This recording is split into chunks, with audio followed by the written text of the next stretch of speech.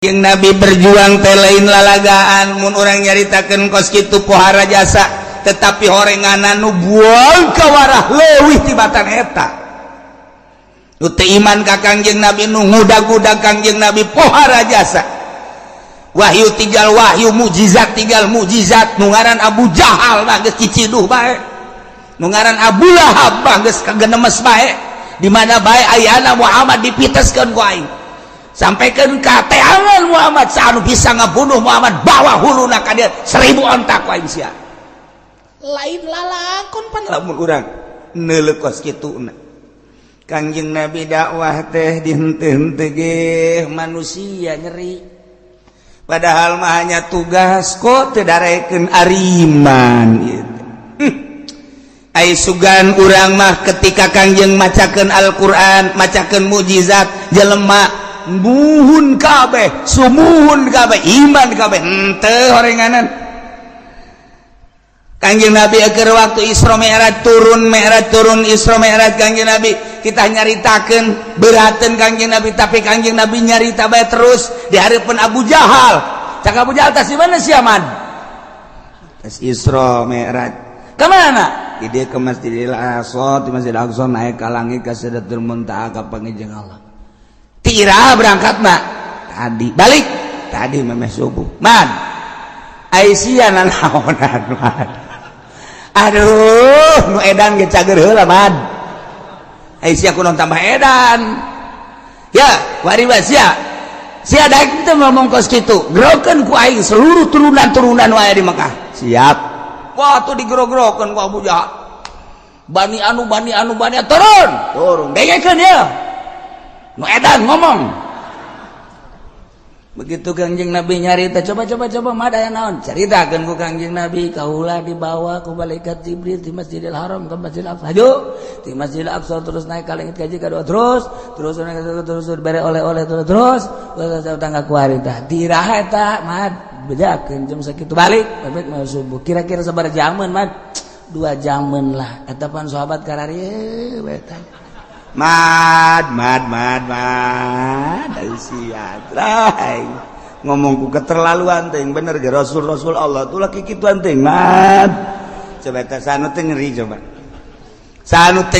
coba sing balalieur geus lah sia-sia aing wae geus lain percaya Pak tinggal hiji deui cak Abu Jahal coba sahabatna ye Abu Bakar ye coba bakar ka dieu aya naon ieu mah memeh sia ka ditu aing di bejan heula cak Abu Jahal aya naon ieu Muhammad bebejana tas Isra ti Masjidil Haram ke Masjidil Aqsa ti Masjidil Aqsa naik ka luhur lagi ka Sidratul Muntaha cak nyana bapami jeung Gusti Allah cari cak nyana terus balik deui sekitar 2 jam siap percaya teh sama Abu Bakar ayo cak Abu Bakar leuwih ti eta lamun Muhammad aing mah percaya jasa leuwih ti eta aing mah kaluareun bumi aing percaya sia sok ajuki kituanan bakar aduh antak gelar asidik teh di dinya mun Muhammad pelakuna leuwih ti eta aing mah percaya jasa geus teu bisa diganggu gugat deui ieulah Sidna Abu Bakar nah ieu mah keur carita Kangjeng Nabi teh nyeri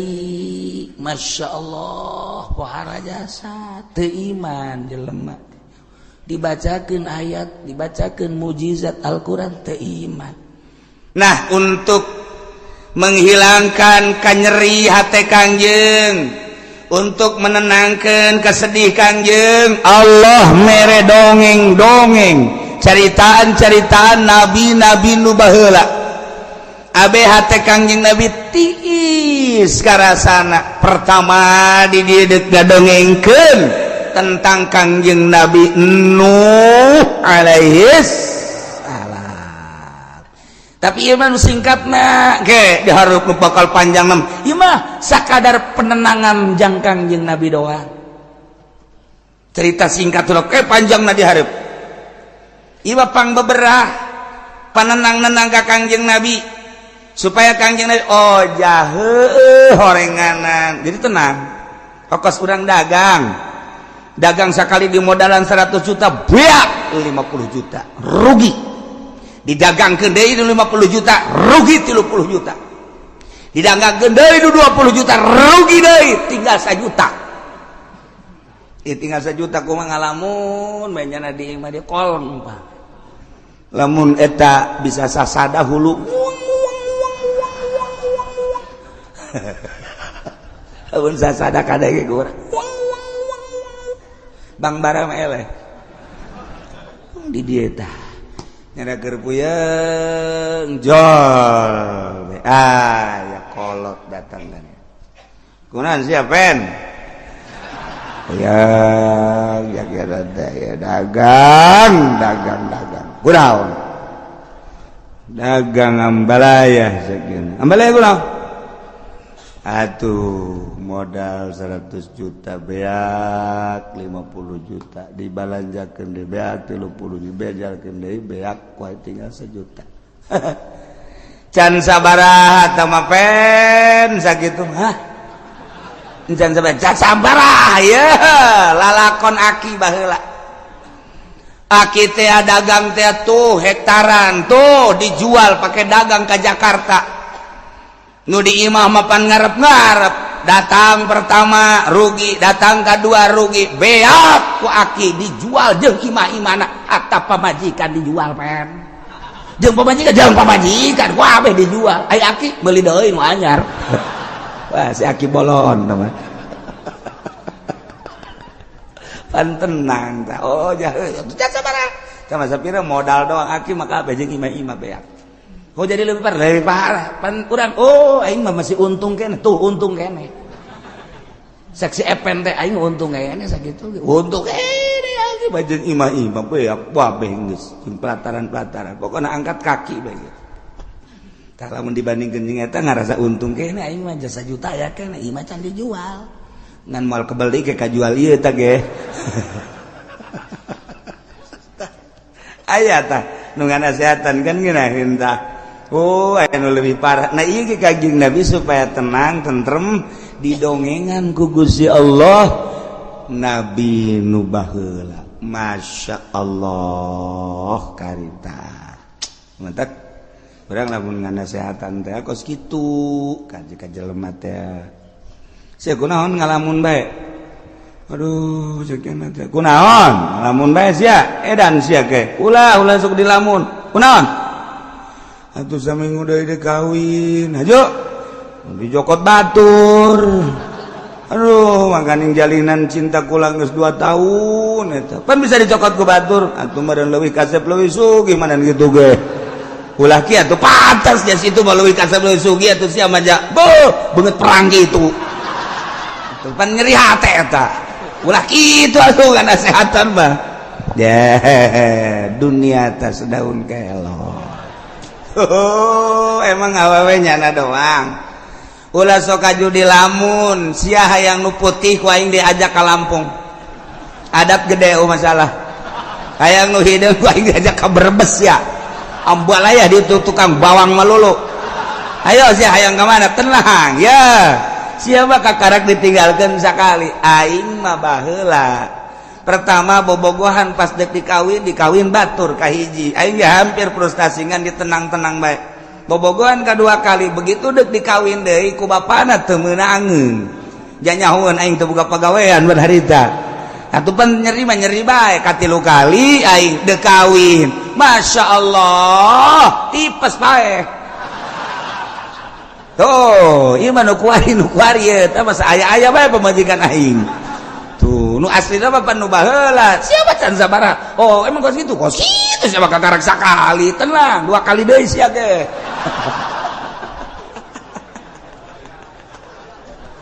pan tenang tak ka hate oh jadi sarua ye tuh aing sarua lah atuh sapira awewe geus bae bikeun bae neangan deui semua ke dilamun sagala rupa awak geus kuruki usia deuleuh aing teh 3 kali aing mah teger keneh bae kan ngeunaheun kana hatena ngeunaheun coba lamun nganasehatan atuh sia si tatadina tuh kunaon diantepkeun heueuh nya tuh aing ge milu mikiran ka sia tah makan ngaranna eleh kos kitu mah eleh kitu kan deuk kumaha urang kadukun pan kudu make modal wiridan ban sia lain ahli wirid geus kieu mah geus mancak aing mah mendingan ngagejeburkeun ka sumur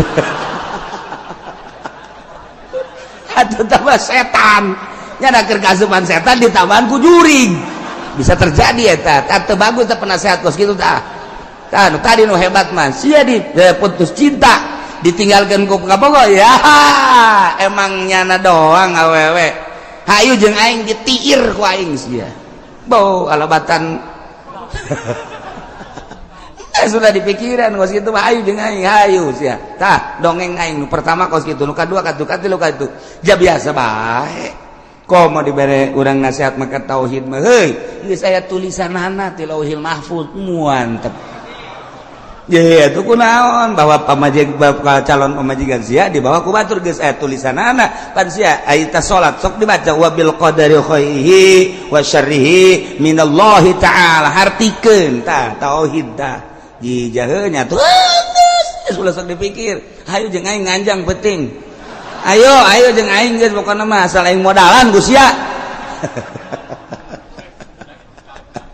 tah eta kan ngeunaheun dasar teh ieu kitu maksudna model kos kitu endek nasehatan Kangjeng Gusti Allah ngabungungah Kangjeng melalui neuleu nempo ka kisah-kisah nabi-nabi nu baheula aya persamaan Kangjeng Nabi Nuh ge nabi Kangjeng Nabi Rasul Kangjeng Nabi ge Rasul cik coba ye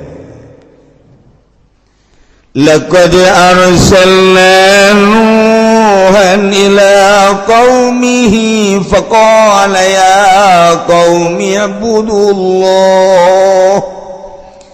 Gusti Allah nurunkeun Kangjeng Nabi Adam ka alam dunya nu kamari kurang geus didongengkeun Kangjeng Nabi Adam teh cicing di nagara Hindi Siti Hawa pamajikanana sakali ngalahirkeun teh dua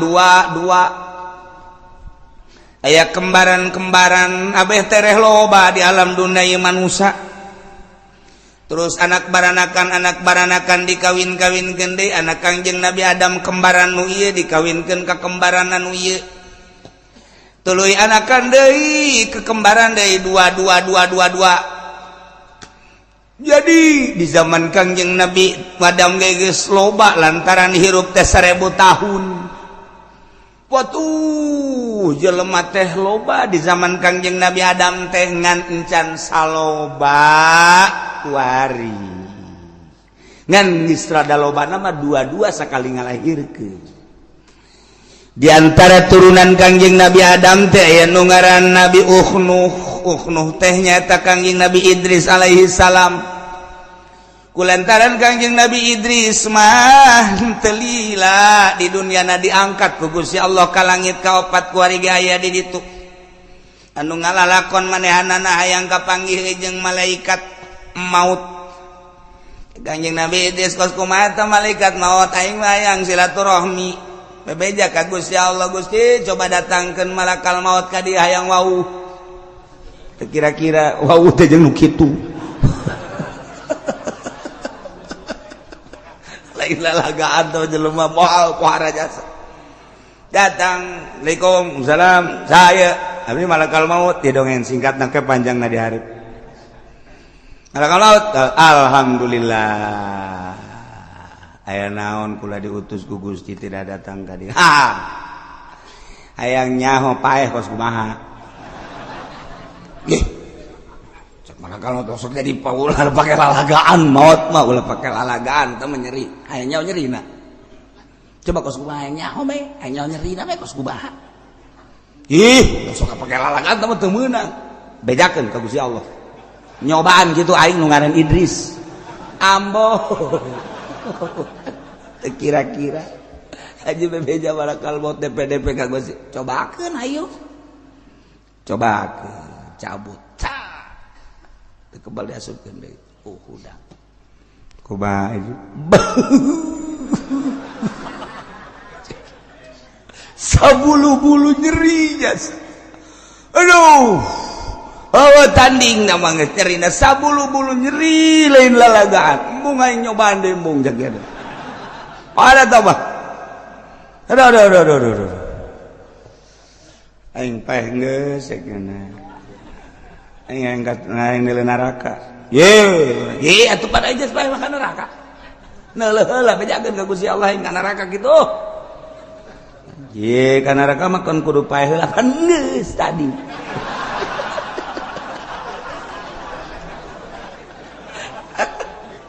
Itu mereka hayang seuri dongeng kos kitu tah. Bejakeun ka Gusti Allah. Beja ka Gusti atuh ai paeh geus sok ka neraka keun atuh neuleuh nya ka neraka. Oh. Muringis kanjing Nabi dis dalam neraka ku pohara teuing cekeun neraka beres antar ka surga aing ye sok aju ka terusan cekeun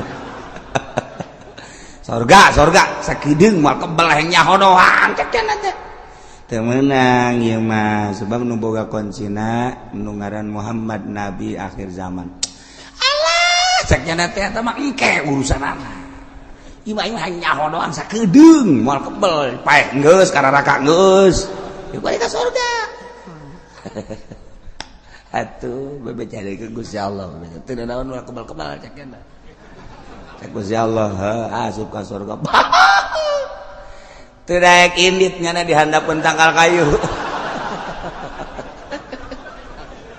aduh angin sing hiliwir sarareungit bubuhan jeung sajabana itoel kumaha kalon ayo balik heula cenah betah keneh cenah teu bisa geus mah kudu indit bae kudu indit kajen geus aya waktuna geus waktu jol bidadari waduh ai ieu saha ieu ieu penghuni surga bidadari jang saha ya jang jelema-jelema nu asup ka surga anu dagangna jujur nu ngiaina jujur nu marentahna jujur nu tani jujur sesuai jeung aturan ieu ka dieu ih jadi jam mantep jasa ya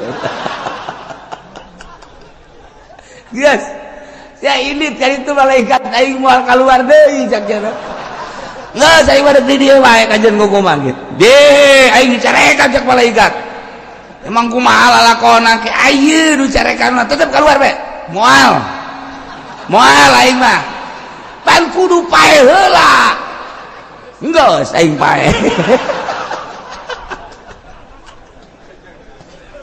kacaritakeun mah tetep bae cak Gusti Allah keluar jana aduh dengan berat hati cek dana ieu lebih dari pohara amat si budak beuh kutilan cedan anu di lembur mapan komodo di kampung Ambalaya aduh urut budug aya urut di tajong aya urut ragag di motor aya barang jilbab dibuka botak deh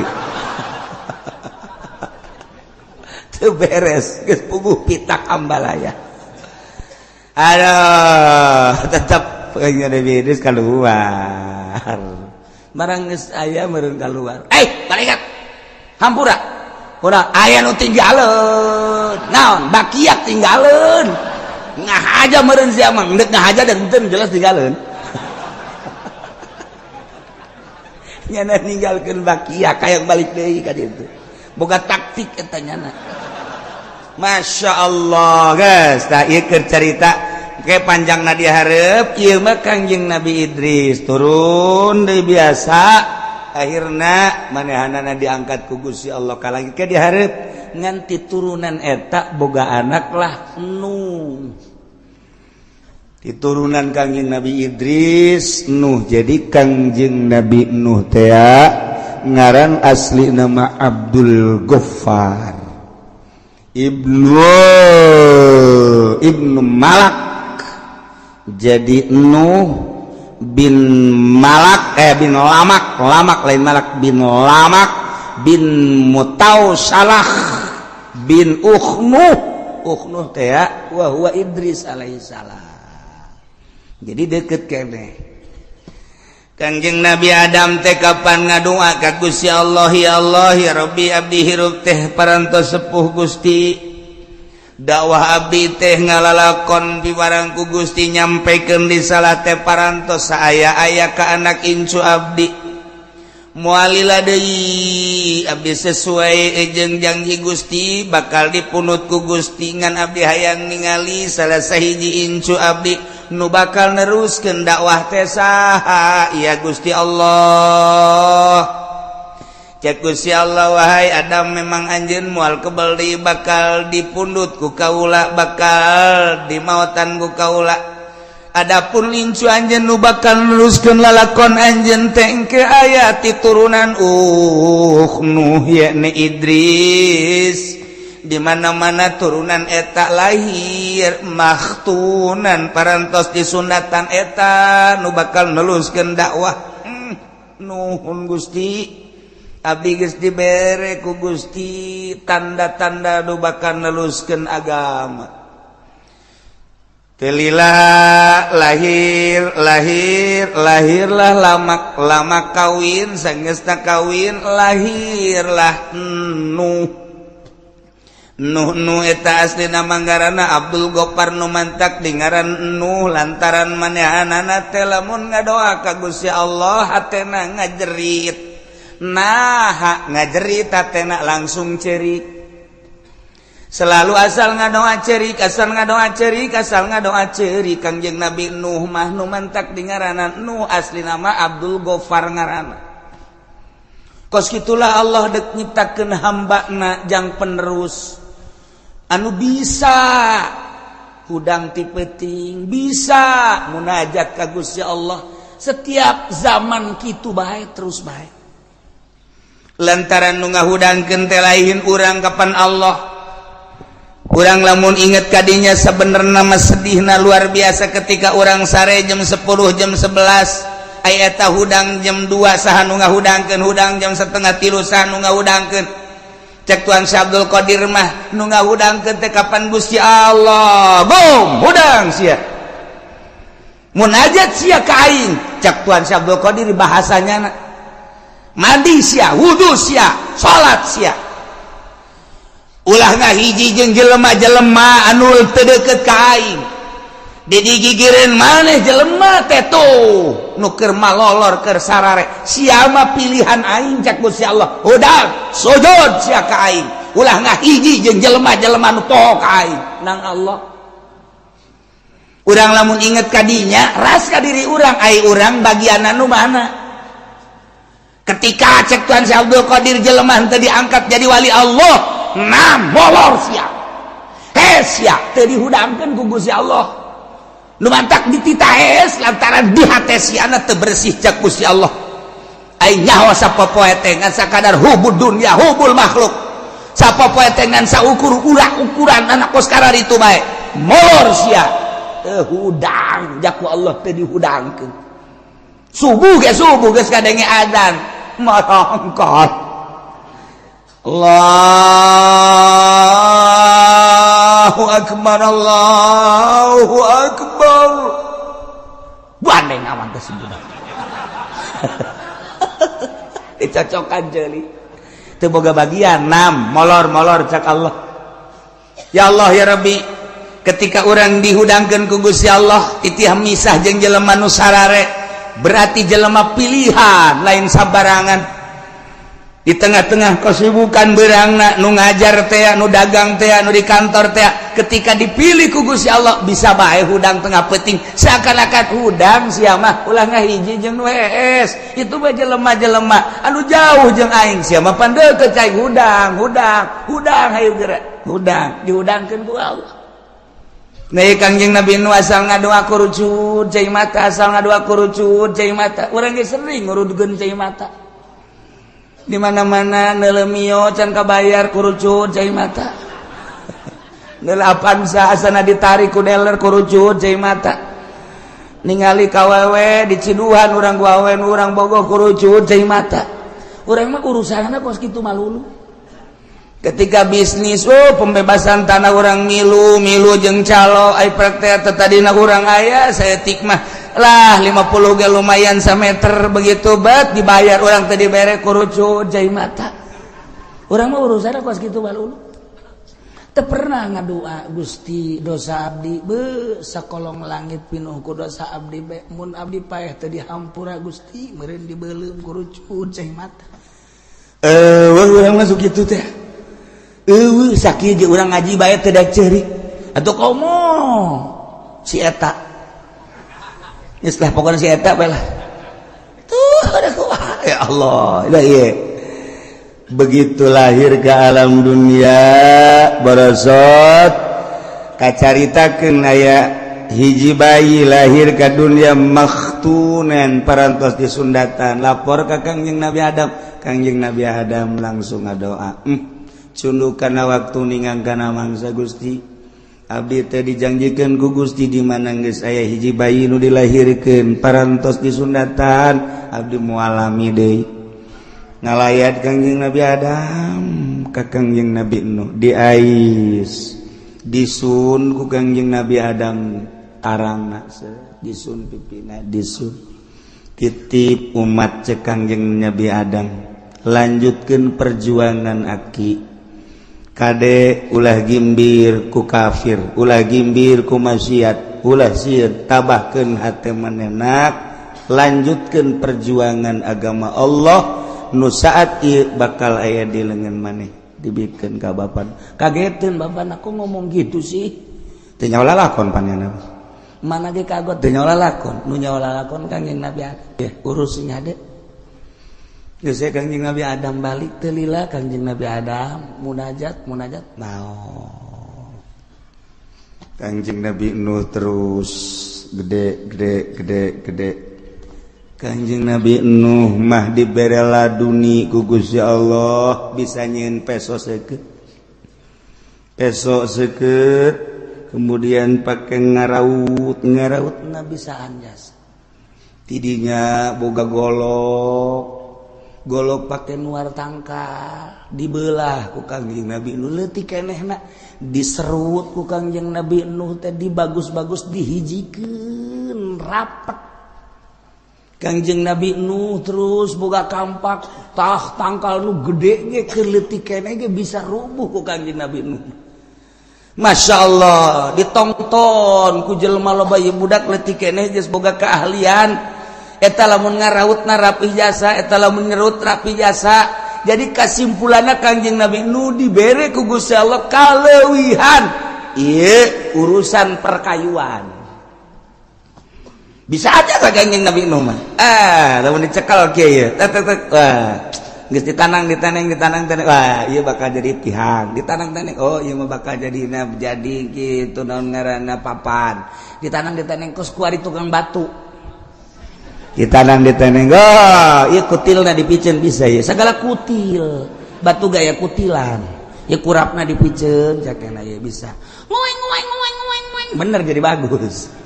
Eta kuari tukang batu, eta wow kuari teh batu geus puguh nu di Sulawesi, di Kalimantan, di Garut, di Hibagot, batu bangkong we kunyana di kitu-kitu. Geus teu meunang lagi batu kuari main sewot-sewot bae geus pokona. Kebal-kebal mah jempol pamajikan kunyana set. Masyaallah. Iyalah Kangjeng Nabi Nuh alaihis salam langsung cek Gusti Allah Muhammad dengikeun kisah Nabi aing baheula demi Allah laqad yakti nyata jelas arsalna kaulan wagung utus Nuhan hiji hamba nu ngaran Nuh diangkat ku kaula jadi nabi jadi rasul ila qaumi ka kaumna.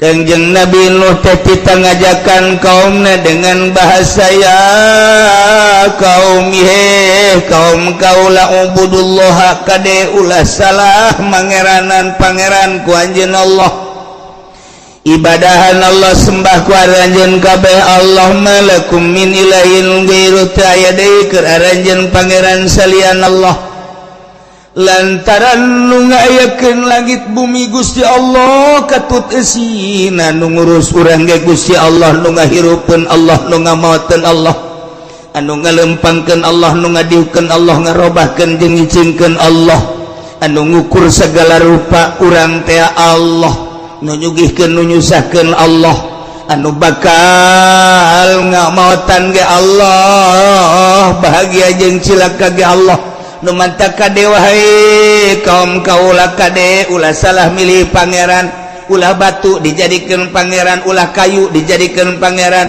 ulah makhluk-makhluk Allah dijadikan pangeran eta mah makhluk nu pangeran mah nu ngadamel makhluk anu namina asmana Allah subhanahu wa ta'ala.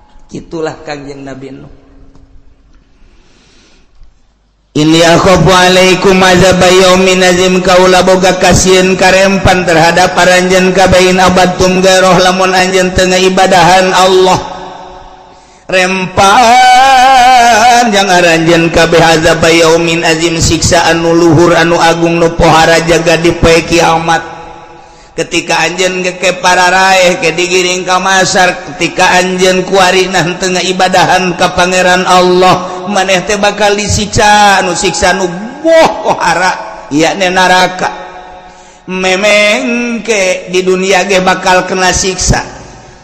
Kangjeng Nabi Nuh teh geus dibere warning ku Gusti Allah, ajakan mangeranan ka aing, hei Nuh, lamun teu daekeun awas lain bae di akhirat nu bakal disiksa tama geus nyata-nyata nu abadal abidin nu amadal amidin. Ieu mah di dunia ge engke bakal kena siksa asal teu nurut ka aing, teu nyembah ka aing, aing bakal nurunkeun siksa. Ke aing mere kabar ka sia no siksa-siksa nu bakal diturunkeun ka umat maneh ketika umat maneh teu nurut ka aing. Mangga Gusti, abdi deuk sekuat tenaga terus-terusan ngajak da'autu rabbi lailan wa naharon cek Kangjeng Nabi Nuh.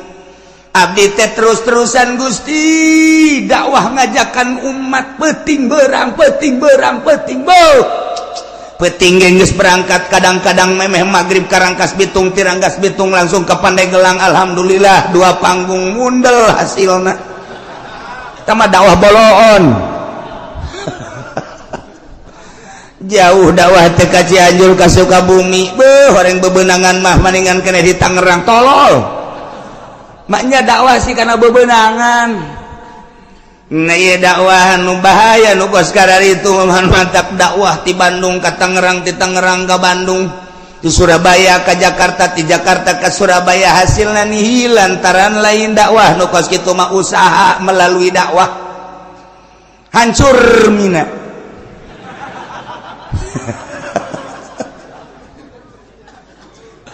Nah dakwah mah tiba heula ge la as'alukum alaihi ajra,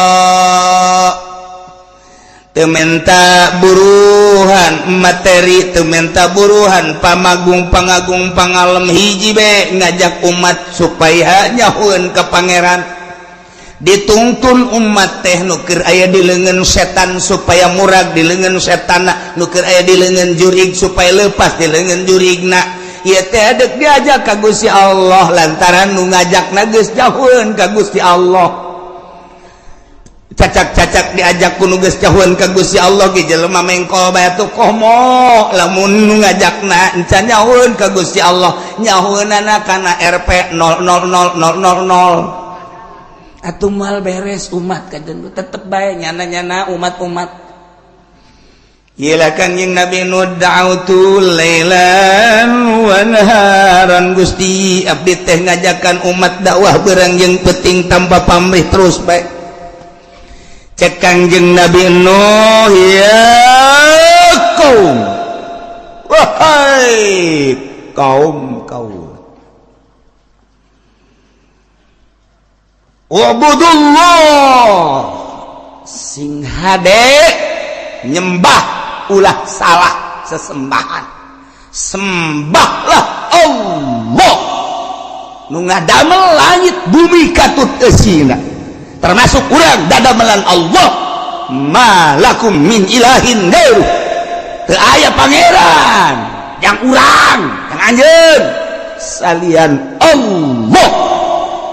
Inni akhafu alaikum azab yaumin azim, lamun aranjeun kabeh wahai kaum teu iman ka Allah, teu mangeranan ka Allah, rempan Allah di samping engke yaumal kiamah. Ayeuna di dunia Allah nurunkeun siksa anu pohara, ulah sampaikeun ka disiksa ku Gusti Allah.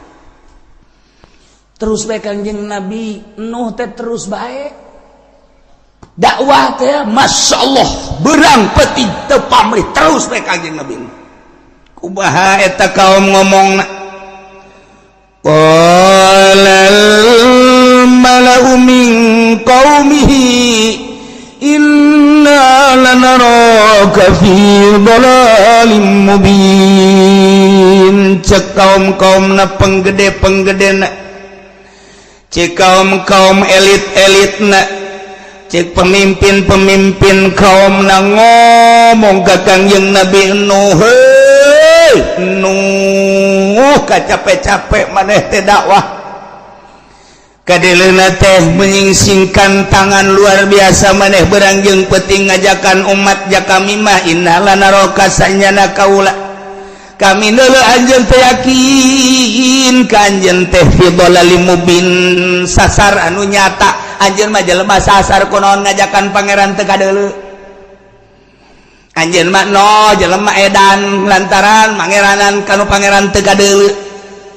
Buktikeun coba pangeran teh mana juk pangeran kan mah tuh hayang ngeuletik itu nu di juru hayang gede itu nu tengah hayang gede jasa itu patung-patung nu dijieun tina kayu jati nu dijieun tina kayu waru aya anu dijieun tina kayu kitu naon ngaranna berbagai kayu-kayu anu seungit nu aya numpuk patung-patung teh ambualayah loba nu dina batu dan lain sebagai tuh itu pangeran. Urang dek lelempangan yang mau pangeran nu leutik bisa diasupkeun ka kantong. Cak Kangjeng Nabi nu ku bloon-bloon teh. Pangeran mah aya ngatur, lain pangeran diasupkeun ka kantong. Jadi lamun diasupkeun ka kantong kumaha? Dibawa penyelamat kan nyana. Mun siang ngising atuh milu ngising. Tadi pangeran ku daek dibawa ngising. Kangjeng Nabi Nuh dilalaga.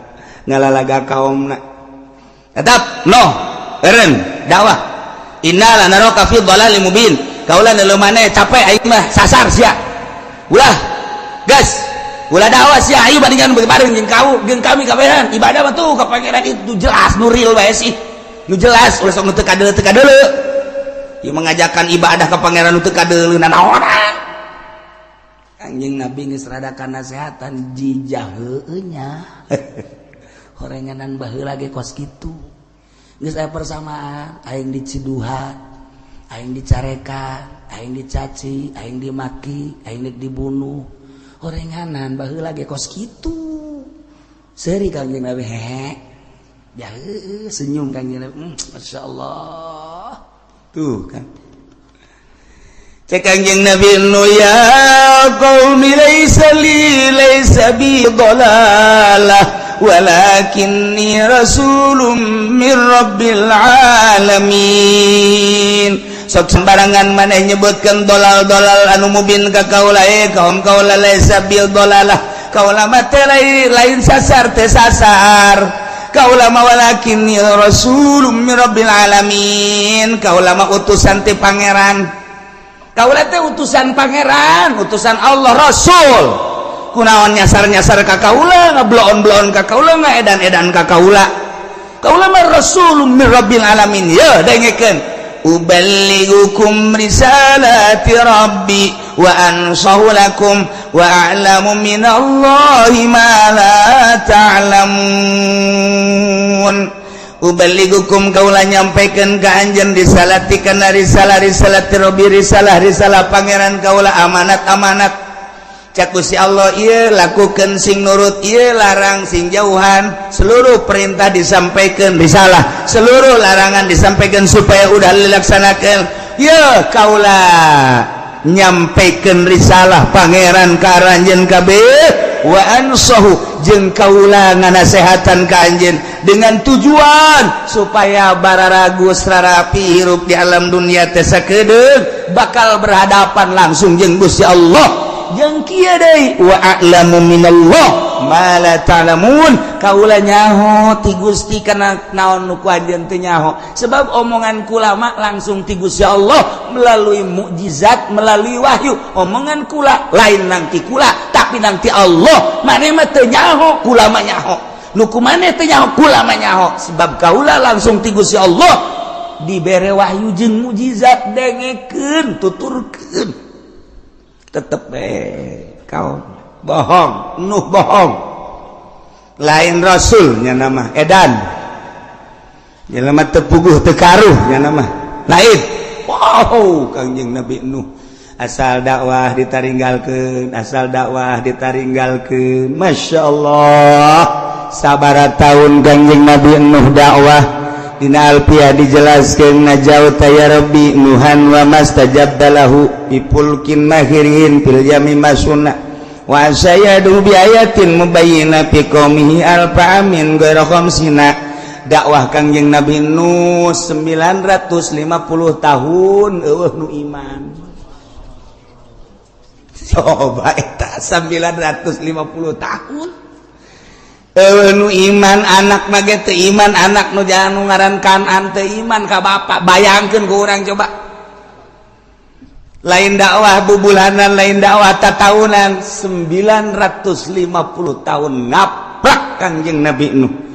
Di India langsung Kangjeng Nabi Nuh ke Pakistan, di Pakistan ngaprak Kangjeng Nabi Nuh terus ka dieu ka Mesir, ke Mesir terus ke Yordan, terus ke Irak, terus ke Iran.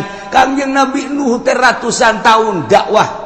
Sementara manusia kakarak aya di jazirah eta bae, India, Mesir, Pakistan, Yordan, negara-negara tertua. Amerika can aya, ditambah Inggris can aya, Jerman can aya, benua Amerika can aya. Dina aya lagi kakarak kecel can aya penghuni. Nu aya penghuni pertama mah eta bae Timur Tengah, Irak, Iran, terus ke Maroko, kalau begitu terus ke Mekah, ke Madinah, di mana Kangjeng Nabi Adam waktu dirunkeun di India titah kitu neangan Siti Hawa kapanggihna di Arafah, kemudian tidinya langsung ke Mekah, Baitullah teh kakarak ke batu doang segede peureuh parita. Kita toab Kangjeng Nabi Adam didinya kakarak batu doang.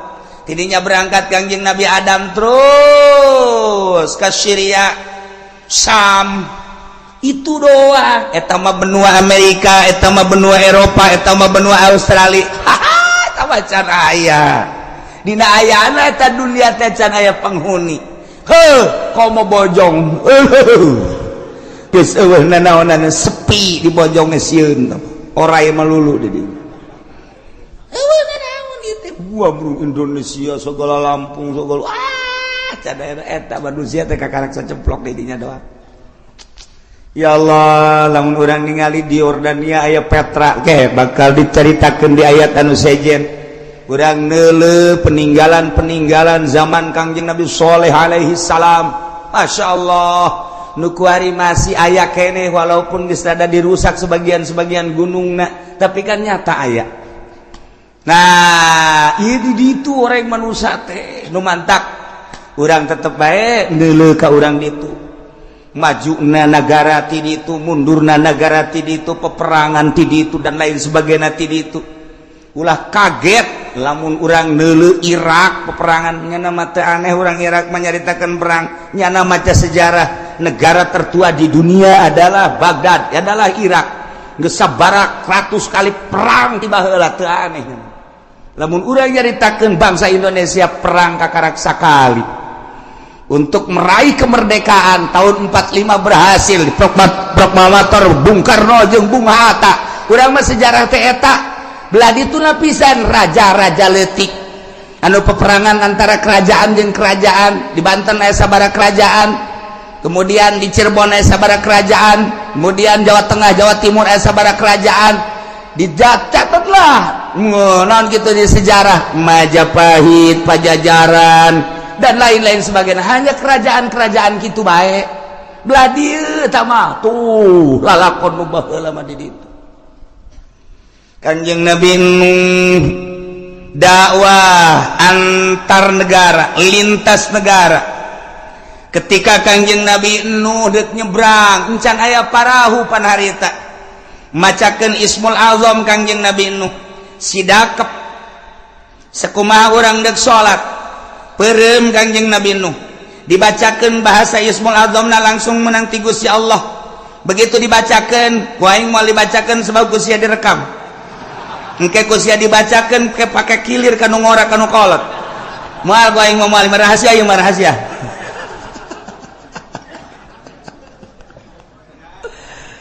Ini jadi dibacakeun ku Kanjeng Nabi Nuh set sakali. bisa hiber napak sancang di luhureun laut. Kangjeng Nabi Nuh ketika kacapean lengkahna salengkah sakilo. Blah. Blah. Blah. Bu, urang mun kos kitu tereh datang jasa tah. Asal ka Banten ge antu moal kebal tah mah. Blah. Blah. Tukang sawo di lengkahan bae.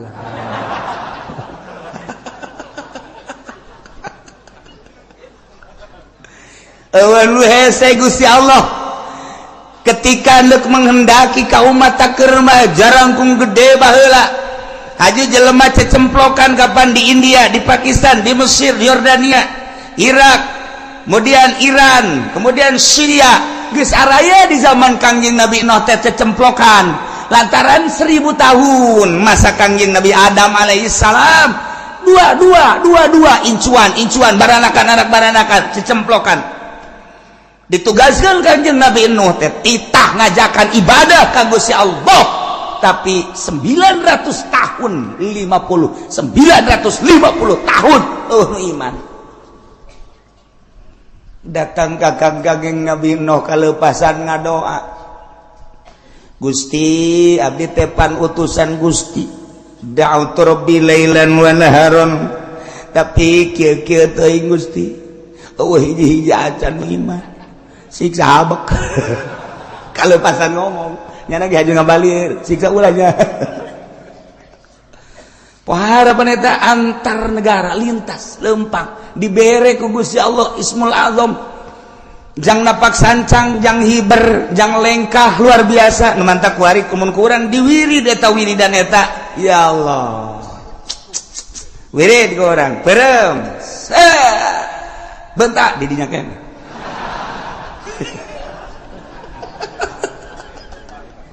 atuh urang wah wiridan ngadahar samangka 10 sorangan wiridan ngadahar rambutan lamun henteu tilu kata manya bisa hiber kos gitu tapi urusan dahar makan berbeda jeung ruh urang lamun caritakeun wali abdal teh yartahiluna limakanin ila makanin akhar wa yakhtalifuna fi surati wali abdal setiap saat jumlahna aya 70 ketika di Banten wali abdal nyokot di Jawa Tengah jang nyicingan Banten ketika di Jawa Tengah ngan hiji-hijina eueuh deui nyokot di Malaysia ketika di Malaysia eueuh nyokot lah di luar negeri setiap saat kudu aya bae lamun eueuh walian siksa Allah turun emang kumaha gitu. Nah, eta wali kapan? Nyana wali abdal cicing di dia kadang-kadang di dinya teh maot nyana dikubur ku naon cal deui di ditu nyana keneh. Mun urang nyaritakeun Mbah Bolong kuburanna aya 9, mun nyaritakeun Syekh Maghribi di dunia kuburanna aya 3, mun nyaritakeun Syekh Yusuf putra daripada Syekh Maulana Hasanuddin di dunia kuburanna aya 7. Emang di Banten doang atuh lain kuburan Syekh Maulana Yusuf teh. Kemudian atuh urang lamun nyaritakeun Bung Karno waktu di Digul aya, di Tanah Abang aya, di Jawa Timur aya. Urang lamun nyaritakeun belah dieuna ngan teu meunang dipanjang-panjang we cerita Gus Dur waktu kerja Australia pas kabeneran Syekh Munawir Kiai Munawir maot aya di dieu aya di ditu. Ketika aya nu nelepon peuting dijawab ku Gus Dur di imahna padahal Gus Durna keur di imah saha nu ngajawab. Ieu urang keur carita keanehan-keanehan. Geus urang ulah leuwih teuing nyaritakeun ieu mah tah wali bae bisa ruh hiji bisa mencala putra mencala putri. Tuan Syekh Abdul Qadir bisa jadi 40. Abu Hasan As-Sadzili bisa jadi dina kisona 12 trak. Ye, emang kumaha gitu. Malaikat Jibril alaihi salam ku Gusti Allah malaikat datang ke Kangjeng Nabi bisa ngarupa Hidayatul Kalbi padahal jangjangna sabelah 600 sabelah ieu 600 ketika datang ke Kangjeng Nabi ngarupa seorang sahabat nu pangkasepna ngaranna Hidayatul Kalbi leutik biasa semampai kasep luar biasa eta jangjang nu 600 ka mana ketika dipertanyakan ketika nyana ngarupa Hidayatul Kalbi eta ka mana nu aslina eta apa lain malaikat Jibril urusan Allah. Ruh hiji malaikat Jibril bisa 2, bisa 3, bisa 4. Maha kawasa Allah nu mantak ge Allah babarian ketika endek nyieun wali Allah. Urang lamun nyaritakeun Gus Dur beuki dahar, Gus Dur beuki huro-guro, Gus Dur beuki tapi ku Allah diangkat. Tanda kewalianana aya geus ulah hese-hese tanda kewalianana loba lah. Tetapi kan lamun deuleu sosokna kitu bae urang. Urang ge lamun kabeneran hirup babarengan jeung tuan saya jeung Syekh Maulana Hasanuddin pasti bae kahirupanna biasa bae. Tapi kapan karomana lain lalagaan. Urang lamun babarengan jeung Syekh Syarif Hidayatullah meureun biasa bae wali teh. Ya eta mah urusanna batin, urusan Allah. Lamun urang nyaritakeun tentang wali, aya nu di gunung bae, anu di leuweung bae, aya nu teu daek gitu bergaul jeung masyarakat, eta mah wali-wali anu leutik pangkatna. Nu di gunung bae, wali teh di leuweung bae, wali di jero imah bae, wali leutik pangkatna. Lantaran nyana teu ngurusan umat. Wali nu istimewa mah nyana diangkat jadi wali, umat kaurus ku nyana. Emang geus kitu bae diciptakeun ku Gusti Allah, teu boga kasieun, teu boga kariweuh, teu boga kaprihatin.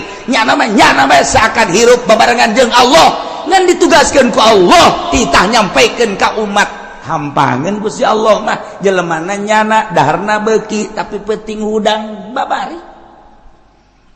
Ras ka diri urang, peuting molor bae. Maca Quran saayat heuai. Ngadaengkeun ngaji mun teu bari ngopi teh jalan. Dek ngaji geus pas ini jeung tukang wuduk heula. Dan lain-lain sebagai jauh amat sih urang mah kos kitu amat sih. Ketika salat asana bareurat amat. Neuleuh nu berjamaah asing urang mah. Oh bisa kos kitu. Urang mah sakitu diberena ku Gusti Allah. Lamun nu diangkat ku Gusti Allah tuh babarieun jeung hampangeun. Naon hesena tuh sabenerna mah teu kudu make babacaan tapi Allah selalu mere babacaan. Baca eta peureum Kanjeng Nabi Nuh set di luhur laut. Baca eta lengkah ngalegaan. Baca eta embung ngalengkah ceuk Kanjeng Nabi Nuh ka ulama tapi hayang datang bae. Cidalah ke Kanjeng Nabi Nuh tah ti negara ka negara dek dakwah. Tah ditiup ku angin. Ti India datang ke Mesir, brak datang. Percis kos kipu doli ku hari. Atuh nu kumaha atuh? Ai baheula makan make babacaan ku hari mah nyana mah make bensin. Berangkat ti dieu ka Rangkas Bitung, saya datang plak ka ditu. Mantap ku harus mengetahui dong. Harga bensin mahal. Bodem habek.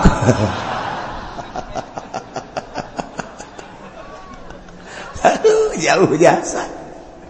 Ya Allah ya Rabbi lah lalakon Kangjeng Nabi Nuh teu aneh Allah dek ciptakeun makhlukna dijadikeun rasul diangkat jadi rasul nyampaikeun ai leuweuhan mah luar biasa Kangjeng Nabi Nuh kadaekna jeung pohara jasa Kangjeng Nabi Nuh dakwah tanpa pangri da'watu lailan wa naharon tetapi geuninganan eueuh anu iman ka anjeunna jeung ka Gusti Allah ngalengis Kangjeng Nabi Nuh. Kurang kumaha Gusti? Tugas maneh mah lain kitu cek Gusti Allah. Dakwah. Daekeun jeung teu daekeun urusan aing. Urusan umat siapa dakwah? Ulah sok ngalengis. Teu meunang emang Gusti abdi ngalengis nafsu. Ketika maneh dakwah kemudian maneh ngalengis kok teu daek narurut eta lah nafsu. Jangan nurut jeung teu nurut mah tah urusan lain urusan maneh urusan umat jeung urusan aing tah mah. Urang ge ketika urang dakwah kok batur teu narurut nafsu urang. Eta tah mun hayang nafsu di dinya tah urang. Urang nyen pondok pasantren teu daekeun dararatang ieu santri nafsu. Ai sia mah pokona mah ulah mikiran kos kitu cak Gusti Allah ayo deuk yen pondok mah nyen pondok bae santri make ku aing didatangkeun mun aing henteu mun aing henteu atuh sia mah sia bae ibadah ka aing. Hese-hese amat kudu make tabel segala menerima siswa baru.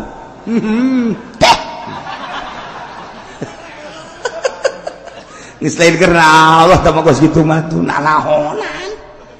Ieu mah lamun deuk ikhlas kos kitu mah ngaranna teu ikhlas, pek bae indek mah. Ketika urang dakwah haju hayang dituturkeun eta lah nafsu di dinya lah kudu diomean ku urang. tuh aya perbedaan urang jeung kiai anu ku haju urang na bendu etalah nafsu ngaranna. Perbedaan puasa bae ge datang ka kuari teu nyambung aing mah dinya asal ki uci bae ge naon beda puasa jeung aing. Kunaon sih? Ibadah ka Allah nunduk dari mana Allah kok bendu ka kula. Ulama teu pernah bendu ka sasaha ge, adapun perbedaan itu masing-masing bae ge Allah nu narimana. Aya nu embungeun datang ka imah kula teu hayang aing mah ka imah ki uci kajian kumaha datang ka paeh hayang nar karugi-rugi sia goblok. Ji atuh naon aing mah rugi henteu naon henteu ngan paling aing mah teu dibere jeruk doang ku sia. Tuh rugi kabehan mah tungtung nama. Eta aya kiai nu geus kitu ulah mun aya tetangga urang kitu nasehatan ulah ibadahna ti ku Allah nundek narimana Allah. Adapun urang jeung urang atuh biasa bae perbedaan maju biasa tuh kok jadi perbedaan kos kitu kuari aya nu embungeun nikahkeun asa aya keuci moal aing mah moal kajian kuku kunaon puasana beda jeung aing lebaran beda riweuh aing mah cenah ya Allah can nyaon nu salah saha nu bener saha eta mah sesuai jeung keyakinan lantaran dina ilmu thariqah mah bawa ilmu teu kudu nanyakeun ka batur sia ilmu sia pake sesuai jeung keyakinan ulah neuleuh batur mendek nuturkeun deuk teh sia yakinkeun ka Allah haju yakin ka Allah tuh geus adapun batur deuk nuturkeun deuk teu bendu tama urusanana sabodo tama we aya nu dikunci masjid teh aya nu teu meunang nahonan teh kikituan teh geus bae hayu ulah sok aju bendu eta kadanya kaceulik ulah nikahkeun aya ki uci lain moal teh hayang kapanggih emang kunaon sih kos musuh bae bong beda lebaran jeung aing atuh iya teh gede naon teu naon teh urusan ibadah ka Allah tah eta nafsu tah mun hayang nyaho tah di jerona teh nafsu tah kos kitu tah tah eta lamun hayang nafsu tah kos nyaho nafsu tah kos kitu ya Allah ya Rabbi kok handap amat sih Quran aya di nyana hadis aya di nyana kitab aya di nyana perbedaan kos kitu kok jadi teu nanya sih. Nah iyalah hawa nafsu. Nah iya keur carita Kangjeng Nabi eno ngalengis ka Gusti Allah Gusti ko cek Allah eta mah nafsu sia ulah dibawa sia mah dakwah ajak reken teu reken lain urusan sia hampura Gusti aduh salah teh Kangjeng Nabi Allah salah sujud Kangjeng Nabi Allah cerik ngalih mantek nuh ngaranna loba kasalahan ceri kasal ngadoa ceri Kangjeng Nabi Nuh masyaallah kaum kaulah teh laisa bi dhalalah teu sasar teu salah kaulah ngajakan teh ibadah ka Allah lantaran kula walakinni rasulun mir rabbil alamin utusan pangeran uballigukum risalati rabbi kaula nyampaikeun ka anjeun kana risalah pangeran kaula ieu perintah laksanakeun ieu larangan jauhan wa ansau jeung kaula nganasehatan dengan berharap supaya bareres baragus wa a'lamu minallahi ma la ta'lamun nu maneh teu nyaho kaula mah dibere nyaho ku Gusti Allah mun deuk aya siksa bakal dibere ku Gusti Allah nyaho mun deuk aya panas bakal dibere ka nyaho ku Gusti Allah mun deuk aya hujan bakal dibere ka nyaho ku Gusti Allah eta mah urusan kaula jeung Gusti Allah lantaran kula diangkat jadi rasul selalu nyambung Gusti Allah instruksi ka kaula wa a'lamu minallahi ma la ta'lamun yuk urang ibadahan Gusti Allah kumaha eta umatna aw ajibtum man ja'akum minal mir rabbikum ala rajulin minkum tetep bae umatna ngabaged tedaekeun iman ka Gusti Allah endahan terus bae ngarautan kayunyeun patung aya patung anu keur diuk aya patung nu keur jongkok aya patung anu keur nangtung malah bobogaan anu ngacer datang ka kuari aya ih macem-macem teh patung teh dibawa Kangjeng Nabi Nuh keur dakwah teh dulur sadaya kade ulah ibadah kasalian pangeran ibadahan pangeran allazi khalaqas samawati wal patung diacung-acung yeuh pangeran mah yeuh pangeran teu nyeri kumaha aja Pak Ya Allah ya Rabbi patung di ais naon ngomong coba deh ubudullah coba deh nu bedas ubudullah nu bedas ubudullah ibadah sia ka Allah ye pangeran mah ye patung nyerin teh coba ya Allah ya Rabbi lain lalagan nu anta Kangjeng Nabi begitu ngadenge di sok Kangjeng Nabi nu can sabaraha tuh ngabubungah ka hate Kangjeng can sabaraha horenganan